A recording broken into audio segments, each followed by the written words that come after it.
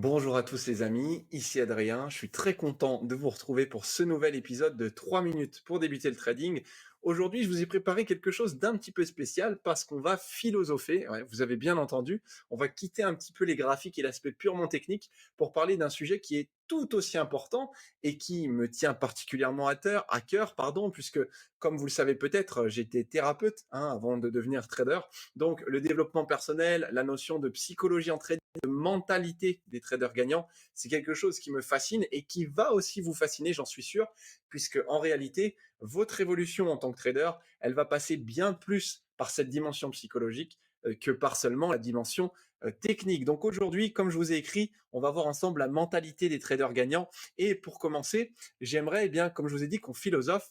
Alors on va commencer tout de suite par parler de stoïcisme. Vous connaissez certainement, c'est un courant de philosophie qui est très populaire en ce moment, pourtant qui n'est pas nouveau, mais qui a de nouveau des beaux jours devant lui, puisqu'on en parle beaucoup. Et je voudrais commencer par cette citation de Marc Aurèle, qui est un célèbre empereur que vous connaissez probablement, et qui est aussi un acteur important du mouvement stoïcien, qui disait que la force me soit donnée de supporter ce qui ne peut être changé, et le courage de changer ce qui peut l'être, mais aussi la sagesse de distinguer l'un de l'autre. Alors vous verrez, je vous la relirai un petit peu plus tard après mes différentes explications, et vous verrez qu'elle résonnera différemment dans votre esprit. On pourrait légèrement modifier, changer par contrôler, d'accord?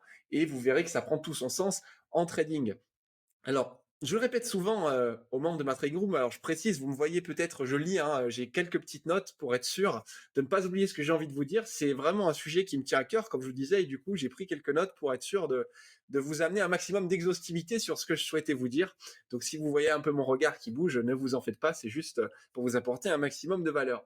Donc, ce que je dis souvent aux membres de ma trading room, d'ailleurs, s'ils regardent cette vidéo, ça va les faire sourire parce que je dois les bassiner avec ça à longueur de journée.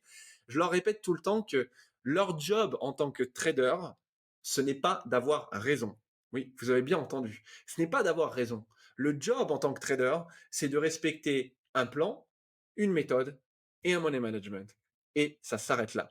Et c'est ce qui dépend de vous, en réalité. Le reste ne dépend pas de vous. La seule chose sur laquelle vous avez du contrôle, c'est le plan, la méthode et le money management. Derrière, le résultat d'un trade, c'est totalement hors de votre portée. On va y revenir.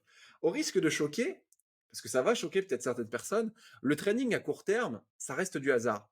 C'est pas parce qu'on a un niveau Fibonacci, c'est pas parce qu'on a une moyenne mobile, c'est pas parce qu'on a un order block que le prix nécessairement il s'est retourné ou il va se retourner. On peut pas prédire ce qui va se passer. Vous pouvez avoir plein d'acheteurs pendant 3 secondes et puis les 3 secondes qui suivent, plein de vendeurs d'un coup. D'accord? Surtout dans une époque où les marchés sont devenus très algorithmiques, donc se sont complexifiés.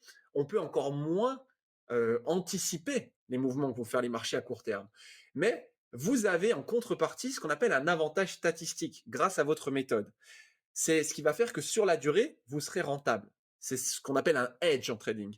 Mais à court terme, vous ne pouvez pas savoir le résultat d'un trade. Ça, c'est hors de votre portée.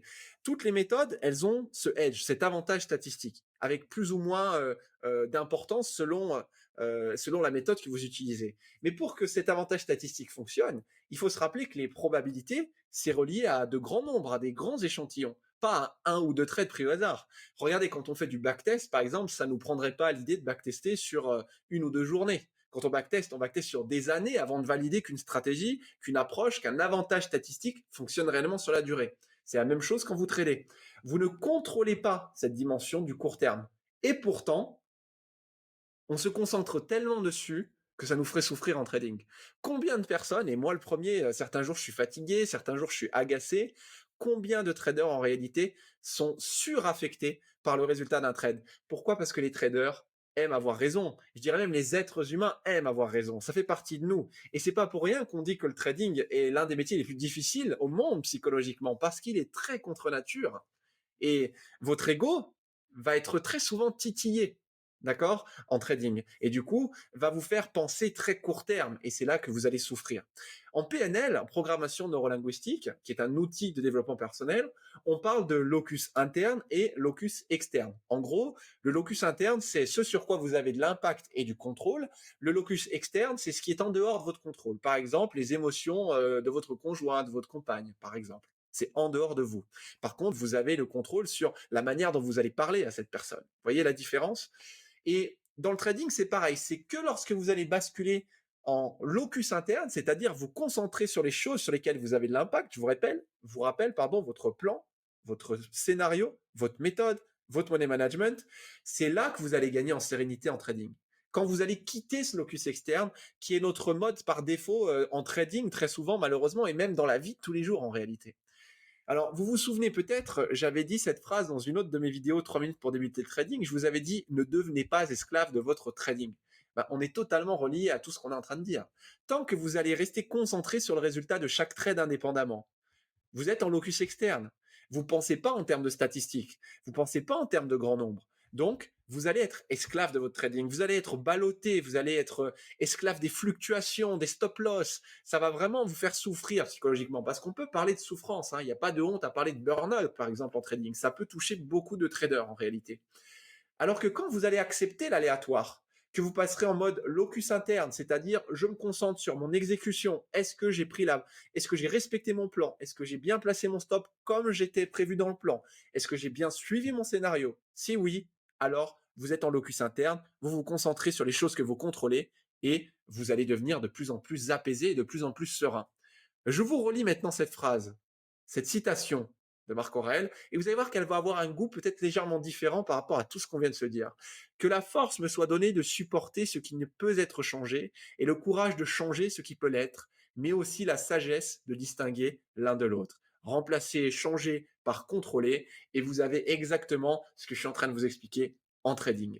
On n'a pas commencé le trading pour s'abîmer la santé physique ou mentale, autant qu'un métier classique. J'imagine que c'est pas pour ça que vous êtes là. Vous aspirez à plus de sérénité, à plus de liberté temporelle, géographique, et non pas à plus de problèmes psychologiques et physiques.